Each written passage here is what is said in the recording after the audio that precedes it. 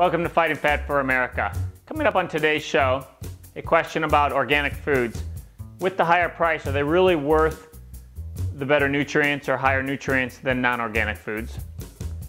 A fat fighting tip on one unheard of food that will help you accelerate your fat loss. The big weight loss lesson is going nuts for accelerated fat loss. And finally, the state of health in America today. All right, everyone, put down the meat lover's pizza, step away from the cheesy bread. It's now time to fight fat for America. I'm your host, Jason Hunter. This is the only show that reminds you that if there's one thing that you can do for your country, it's to take better care of yourself.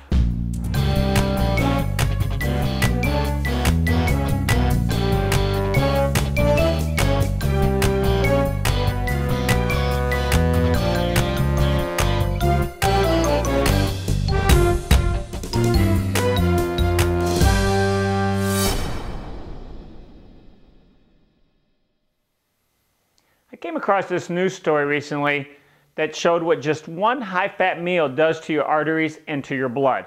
Take a moment and watch this clip. Deep-fried macaroni and cheese, a bacon cheeseburger wrapped in a quesadilla, a giant cookie smothered in ice cream. The Center for Science and the Public Interest calls them nutritional train wrecks. Producer John Garcia and I went to the University of Maryland's Medical Center to see what the effect would be on our bodies. Before we ate, researchers took blood samples and gauged the health of our arteries with an ultrasound. It's a very healthy pulsating. Now comes the fun part. We get to eat a whole lot of lunch. Bon appetit. Our one meal, appetizer, entree, and dessert, packed more than 3 times as many calories as the government recommends for an entire day, and almost 10 times the saturated fat. 2 hours later, it was time to test. John, how are you feeling? Still sluggish. Still tired. John's blood samples said it all. And essentially, you can see what a clear difference. This is fat in his blood, basically. All that fat goes right to your arteries. Mine narrowed, and you can hear the difference. Here's what my blood flow sounded like before eating. And this is after.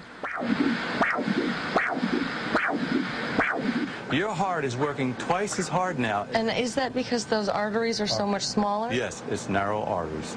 It shows that one meal can affect the health of your artery. Cardiologists Robert Vogel and Michael Miller analyzed our results. What's worse, eating a quesadilla cheeseburger or smoking a cigarette? I'd say they're equally bad.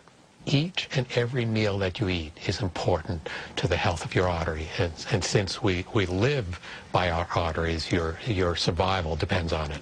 The effects of that one meal only lasted about 6 hours, but doctors say eaten regularly, this is the food that heart attacks are made of.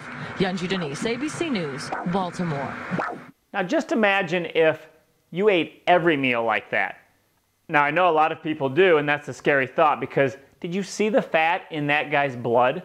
I mean, to imagine that that much fat is flowing through your blood and through your arteries each and every meal, day after day, it's a heart attack waiting to happen. So let me know your thoughts on this. Let me know what was the most stunning part of that little news clip for you. Because to me, it was seeing all that fat in that guy's blood and knowing that it has to go through tiny little blood vessels and little arteries and little veins without causing a blood clot or a heart attack. So leave your thoughts right here on the blog. Let me know what you thought of that news clip. Now it's time for your questions with Ask Jason.